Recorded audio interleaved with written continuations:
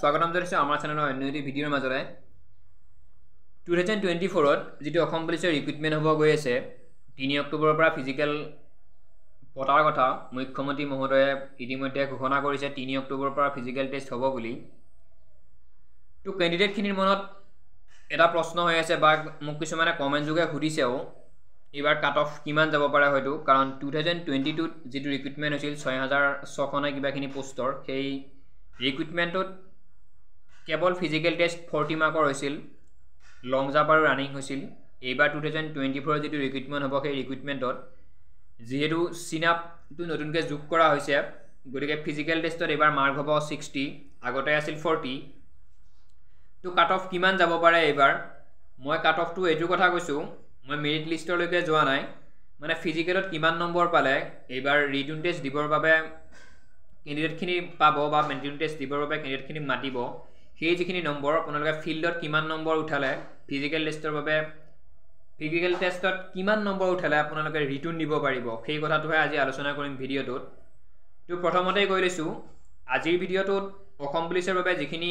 ক্যান্ডিডেটে এতিয়াও প্ৰিপাৰেচন কৰি আছে তেওঁলোকৰ বাবে খুব গুৰুত্বপূৰ্ণ অকনমান গুৰুত্ব সহকাৰে চাব ভিডিঅ'টো হেকলৈকে চাব এই কাৰণে কৈছো এটা আইডিয়া হ'ব তোমালোকৰ যিখিনি অসম পুলিচৰ ইন্টাৰভিউ দিব গৈ আছে তোমালোকৰ এটা আইডিয়া হ'ব কিমান হয়তো ফিল্ডত কিমান নম্বৰ পালে এবাৰ ৰিটন টেষ্টৰ বাবে তোমালোকক মাতিব বা ৰিটন টেষ্টৰ বাবে তোমালোকে পঢ়িব পাৰিবা তো প্ৰথম কথা এইবাৰৰ কথাটো জনাৰ আগতে 2022ত যেটো ৰিক্ৰুটমেন্ট হৈছিল অসম পুলিচৰ সেই অসম পুলিচত কিমান কাট অফ গৈছিল তাতে ফিজিক্যাল টেষ্টত মাৰ্ক কিমান আছিল ফিজিক্যালত ফিল্ডত মাৰ্ক কিমান আছিল সেই কথাখিনি আগতে গম পাব লাগিব তো 2022ত কিমান কাট অফ গৈছিল মেইলৰ এবিইউবিত বা ফিমেলৰ এবিইউবিত সেই আটাইখিনি কথা আগতে আলোচনা কৰি লও সেইখিনি আগতে ক্লিয়াৰ হৈ লও তাৰ পৰা এটা আইডিয়া ওলাব এইবাৰ 2024 যেটো ৰিক্ৰুটমেন্ট সেই ৰিক্ৰুটমেন্টত কিমান হয়তো যাব পাৰে কাট অফ তাৰ পৰা এটা আইডিয়া পোৱা যাব এটো কৰে পোনপ্ৰথম ভাবে 2022 চনত যেটো 6600 পোষ্টৰ নে 6000 কিবাখিনি পোষ্টৰ ফিজিক্যাল টেষ্ট অনুষ্ঠিত হৈছিল সেই ফিজিক্যাল টেষ্টত হাইয়েস্ট কাট অফ কিমান গৈছিল কোনখন ডিস্ট্ৰিক্টত আৰু লোয়েস্ট কাট অফ কিমান গৈছিল কোনখন ডিস্ট্ৰিক্টত কি কথাখিনি আগতে আলোচনা কৰি লৈছো মই ইয়াত লিখি লৈছো বহুত ধুনিয়াকৈ আপোনালোকক কৈ দিম তো তোমালোকে ভালদৰে চাই থাকিবা ভিডিঅটো হেকলৈকে চাবা হয়তো এটা আইডিয়া হ'ব যিখিনি অসম পুলিচৰ বাবে প্ৰিপাৰেচন কৰি আছে তো প্ৰথমতে 2022ৰ যিখিনি এবিৰ কথা আগতে আলোচনা কৰিছে আমি ইউবিৰ অকনমান পিছত আলোচনা কৰিম প্ৰথমতে মেইলৰ আলোচনা কৰিছো মেইলৰ হাইয়েস্ট কাট অফ গৈছিল মাজুলী ডিস্ট্ৰিক্টত 32.15 শিৱসাগৰত গৈছিল 32.35 বাক্সা ডিস্ট্ৰিক্টত গৈছিল 32.29 বঙাইগাঁও ডিস্ট্ৰিক্টত গৈছিল 32.23 আৰু তিনিচুকীয়া ডিস্ট্ৰিক্টত গৈছিল 32.05 এইখিনি আছিল মেইলৰ বাবে হাইয়েস্ট কাট অফ ফিল্ডত মানে এইখিনি নম্বৰৰ পৰাই পৰীক্ষা দিবলৈ তেওঁলোকক মাতিছিল তো এবি এইটো কেৱল এবিৰ ইউবিটো অকনমান পিছত কৈ আছো আৰু যিখিনি লোয়েস্ট কাট অফ গৈছিল মেইলৰ বাবে ডিমা হাউসত গৈছিল 24.46 কৰিমগঞ্জত গৈছিল 26.40 হোজাই ডিস্ট্ৰিক্টত গৈছিল 26.55 কামৰূপ মেট্ৰত গৈছিল 26.53 আৰু কাছাৰত গৈছিল 27.85 এইখিনি কেৱল মেইলৰ বাবে যোৱাবাৰ মানে যেটো 2022 যেটো ৰিক্ৰুটমেন্ট হৈ গৈছিল তাত এবিৰ যিখিনি হাইয়েস্ট আৰু লোয়েস্ট কাট অফ গৈছিল সেইখিনি এইখিনি হল মেইলৰ বাবে তো এতিয়া ফিমেল খিনিও কৈ দিছো ফিমেল খিনি হয়তো ওয়েট কৰি আছে তেওঁলোকৰ বাবে ফিমেল খিনিৰ হাইয়েস্ট কাট অফ গৈছিল মাজুলী ডিস্ট্ৰিক্টত 32.13 তিনিচুকীয়াত গৈছিল 31.50 শিৱসাগৰত গৈছিল 30.88 ধেমাজিত গৈছিল 30.71 আৰু ওদালগুৰি ডিস্ট্ৰিক্টত গৈছিল 30.53 এইখিনি ফিমেলৰ বাবে হাইয়েস্ট কাট অফ তো লোয়েস্ট কাট অফ গৈছিল সাউথ চালমাৰাত 21.61 হাইলাকান্দিত গৈছিল 22.33 কাছাৰত গৈছিল 22.97 কৰিমগঞ্জত গৈছিল 23.20 কৰিমগঞ্জত গৈছিল 24.19 আৰু বৰপেটাত গৈছিল 24.28 2022 যেটো ৰিক্ৰুটমেন্ট হৈ গৈছিল অসম পুলিচৰ 6600 পোষ্টৰ সেই ৰিক্ৰুটমেন্টৰ এইখিনি এবি খিনিৰ মেইল আৰু ফিমেলৰ হাইয়েস্ট আৰু লোয়েস্ট মই হাইয়েস্ট 5খন ডিস্ট্ৰিক্টৰ নাম লৈছো আৰু লোয়েস্ট 5খন ডিস্ট্ৰিক্টৰ নাম লৈছো এইখিনি আছিল মেইল ফিমেলৰ এইটোৰ পৰা আপোনালোকৰ আইডিয়া হৈছে এইবাৰ হয়তো কিমান কাট অফ যাব পাৰে তাৰ নেক্সট এতিয়া আপোনালোকৰ মনত চাগে প্ৰশ্ন হৈছে ইউবি খিনিৰ বাবে কিমান কাট অফ গৈছিল সেইখিনি নকলে দেখোন বুলি চিন্তা কৰিব নালাগে মই ইউবি ক্যান্ডিডেট খিনিৰ বাবেও ইউবিত যিখিনি আবেদন কৰিছে তেওঁলোকৰ বাবেও মই মাৰ্ক খিনি লিখি লৈছো কোড কিমান কাট অফ গৈছিল এইখিনি হল ইউবিৰ বাবে প্ৰথমতে মেইলৰ কৈছো অনলি মেইলৰ হাইয়েস্ট কাট অফ গৈছিল বাক্সা ডিস্ট্ৰিক্টত 32.84 তিনিচুকীয়াত গৈছিল 32.84, শিৱসাগৰত গৈছিল 32.80, মাজুলীত গৈছিল 32.79 আৰু বঙাইগাঁৱত গৈছিল 32.75। এইখিনি হৈছে ইউবিৰ বাবে মেইলৰ হাইয়েষ্ট কাট অফ গৈছিল যোৱাবাৰ অৰ্থাৎ 2022। লোৱেষ্ট কাট অফ গৈছিল ডিমা হাছাওত 25.04, কৰিমগঞ্জত গৈছিল 27.35, কামৰূপ মেট্ৰত গৈছিল 28.80, কামৰূপ মেট্ৰত গৈছিল 27.80, হোজাইত গৈছিল 28.21 আৰু কাছাৰত গৈছিল 28.74। এইখিনি আছিল মেইলৰ বাবে ইউবিত লোৱেষ্ট কাট অফ। এবাৰ ফিমেলখিনিৰ কথা কৈছোঁ। ইউবিত ফিমেলখিনিৰ হাইয়েষ্ট কাট অফ গৈছিল তিনিচুকীয়া ডিষ্ট্ৰিক্টত 29.68, ওদালগুৰিত গৈছিল 29.41, শিৱসাগৰত গৈছিল 29.29, ধেমাজিত গৈছিল 29.25, মাজুলীত গৈছিল 28.84। এইখিনি আছিল ফিমেলৰ বাবে ইউবি কেণ্ডিডেটখিনিৰ হাইয়েষ্ট কাট অফ। আৰু লোৱেষ্ট গৈছিল কাছাৰ ডিষ্ট্ৰিক্টত গৈছিল 20.40, হাইলাকান্দিত গৈছিল 20.59, সাউথ চালমাৰত গৈছিল 21.61, বৰপেটাত গৈছিল 21.75 আৰু ধুবুৰীত গৈছিল 22.16। এইখিনি আছিল 2022ৰ যিখিনি অলৰেডি চাকৰি বৰ্তমান তেওঁলোকে কৰি আছে তেওঁলোকৰ কিমানৰ পৰা কাট অফ গৈছিল, অৰ্থাৎ ৰিটাৰ্ণ দিবলৈ তেওঁলোকে কিমানৰ পৰা কাট অফ গৈছিল, ফিজিকেলত ইমানখিনি কাট অফৰ পৰাই তেওঁলোকক পৰীক্ষা দিব মাতিছিল। এইখিনি আছিল 2022ৰ। গতিকে আপোনালোকৰ এইখিনিৰ পৰা বা তোমালোকৰ এইখিনিৰ পৰা এটা আইডিয়া হ'ব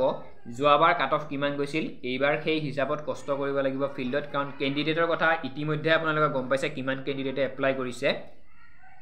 তাৰ নেক্সটত কিয় কাট অফ কম গৈছিল সেইকেইখন ডিষ্ট্ৰিক্টত বা কিয় কাট অফ বেছি গৈছিল কোনোবা কেইখন ডিষ্ট্ৰিক্টত, সেই কথাটো এটা সকলোৰে প্ৰশ্ন। কাৰণ দৰমহা সকলোৰে চাকৰিৰ পুলিচৰ যিখিনি চাকৰি আছে ABUB প্ৰায় সমান দৰমহা, কিন্তু কোনোবা কেইখন ডিষ্ট্ৰিক্টত কাট অফ বেছি, কোনোবা কেইখন ডিষ্ট্ৰিক্টত কাট অফ কম। ইয়াৰ কাৰণটো এটা ডাঙৰ প্ৰশ্ন। 2022 যেতিয়া ইণ্টাৰভিউ হৈ আছিল, ফিজিকেল টেষ্ট হৈ আছিল অসম পুলিচৰ, তেতিয়া বৰষুণ কিমান হৈ আছিল হয়তো আপোনালোকে জানে। যিসকলে ইণ্টাৰভিউ দি পাইছে, ময়ো দিছিলোঁ 2022 ইণ্টাৰভিউ দিছিলোঁ। তাৰপিছত বৰষুণ কিমান হৈ আছিল গম পাইছে আপোনালোকে। গতিকে কোনোবা কেইখন ডিষ্ট্ৰিক্টত, যিখিনি ডিষ্ট্ৰিক্টত নেকি ইণ্টাৰভিউৰ মাজতে বৰষুণ দিছিল বা ফিল্ডৰ অৱস্থা একদম বেয়া আছিল, বোকা পানীৰে ভৰপূৰ হৈ আছিল, তাত কেণ্ডিডেটৰ সংখ্যা কমিছিল। এইটো কাৰণে কমিছিল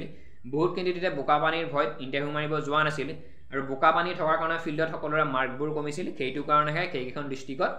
কাট অফ মাৰ্কটো অলপ কম গৈছে। সেই বুলি আপোনালোকে বা তোমালোকে এতিয়া ভাবিব নালাগে যে এইবাৰো বোকা পানী হ'ব কাট অফ কম যাব বুলি, তেনেকুৱা নহয়।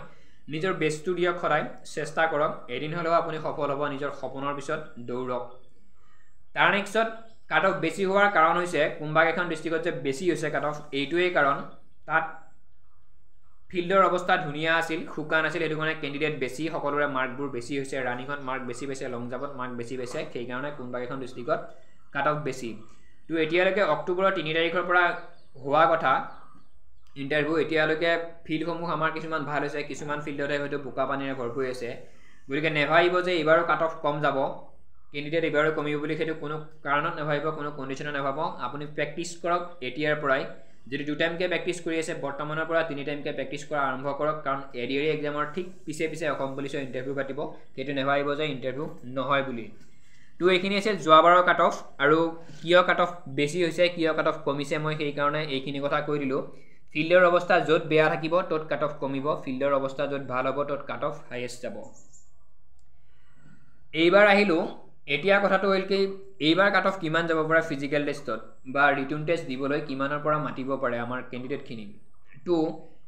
যোৱাবাৰ যিখিনি ইণ্টাৰভিউ হৈ গ'ল 2022ত, সেই ইণ্টাৰভিউটো আছিল 40 মাৰ্কৰ, এইবাৰ হৈছে 60 মাৰ্কৰ। 60 মাৰ্কত যদি আপোনালোকে চাই, যোৱাবাৰ 40 মাৰ্কত 32ৰ পৰা হাইয়েষ্ট কাট অফ গৈছিল, এইবাৰ কিমান যাব 52ৰ পৰা যাব হয়তো। তো তেনেকুৱাকৈ আপোনালোকে প্ৰিপাৰেশ্যন কৰিব লাগিব। যদি 50 আপত আপোনালোকে পায়, ফিজিকেল টেষ্টত যদি 50ৰ আপত যদি নম্বৰ উঠাব পাৰে, 51, 52 যদি আপোনালোকৰ মাৰ্ক থাকে, তেতিয়াহ'লে আপোনালোকে 100% আপুনি এক্সাম দিব পাৰিব। 50ৰ আপত যদি মাৰ্ক লৈ কিনে আপুনি ঘৰত ধুনীয়াকৈ প্ৰেক্টিছ কৰে লিখিত পৰীক্ষাৰ বাবে, ৰিটাৰ্ণ টেষ্টৰ বাবে, তেতিয়াহ'লে আপোনাৰ 100% চাকৰি হ'ব। তো এইবাৰ যদি চাকৰি ল'ব বিচাৰিছে, যদি ৰিটাৰ্ণ টেষ্টত আপুনি নাম অহাটো বিচাৰিছে, আপোনাৰ মাৰ্ক 50+ থাকিব লাগিব। তো 50+ মাৰ্ক কেনেকৈ পাব, এটা সৰু টিপছ মানে বেলেগ টিপছ একো নহয়, সেইটো কথাটো সকলোৱে জানে। যদি লং জাম্পত আপুনি এক্সেলেণ্ট মাৰে, যদি চিন আপত আপুনি এক্সেলেণ্ট মাৰে 20-20 পাব, তেতিয়াহ'লে আপোনাৰ 40 হ'ব। আৰু যদি ৰানিঙত এক্সেলেণ্ট মাৰাটো আজিলৈকে মই শুনা নাই অসম পুলিচত যদি কোনোবাই মাৰিছেও মই এতিয়ালৈকে ঠুকি পোৱা নাই মই এতিয়ালৈকে শুনা নাই যে ৰানিঙত এক্সেলেণ্ট মাৰিছে বুলি কিন্তু ৰানিঙত যদি আপুনি 12 মিনিট 12.5 মিনিটৰ ভিতৰত সোমাই তেতিয়াহ'লে হয়তো 12-13 কিবা এটা মাৰ্ক পাব বা 11 নম্বৰ কিবা এটা পাব আৰু যদি সিফালে লং জাম্পত এক্সেলেণ্ট চিনেবত আপুনি এক্সেলেণ্ট মাৰে তেতিয়াহ'লে 20-40 হ'ব ইফালে 12 যোগ লাগি আপোনালোকৰ 52 হ'ব গতিকে সেইটোৱেই টিপছ দুটাত যদি আপুনি এক্সেলেণ্ট মাৰে নিশ্চয় আপোনাৰ লিখিত পৰীক্ষাৰ বাবে নাম আহিব তো ভিডিওটো ইমানেই আছিল যদি আপোনাৰ 50+ এবাৰ মাৰ্ক থাকে ৰিটন টেষ্টৰ বাবে আপুনি পঢ়িব পাৰিব ৰিটন টেষ্টৰ বাবে আপুনি প্ৰিপাৰেচন কৰিব পাৰিব আৰু আপোনাৰ যদি ৰিটন টেষ্টত ভাল হয় 100% চাকৰি হ'ব যদি 50+ আপোনাৰ মাৰ্ক ৰয় তো ভিডিওটো এই কাৰণে বনাই দিছো বহুতে কমেন্ট কৰি আছিল যোৱাবাৰ কাট অফ কিমান গৈছিল বা এইবাৰ কাট অফ কিমান যাব পাৰে সেইটো কাৰণে ভিডিওটো তোমালোকৰ বাবে আপোনালোকৰ বাবে তো এই ভিডিওটোৰ পৰা এটা আইডিয়া হ'ব এইবাৰ বহুত ক্যান্ডিডেটে এপ্লাই কৰিছে অসম পুলিচৰ বাবে কিন্তু পোষ্ট কম গতিকে তোমালোকৰ এটা আইডিয়া হ'ব কিমান যাব কাট অফ সেইটো কাৰণে ভিডিওটো বনাইছো আৰু যদি নেক্সট কিবা টপিক লাগে বা Assam police ADR grade 3 grade 4 ৰ ওপৰত যদি নিশ্চয় কিবা বেলেগ নোটিছ আহে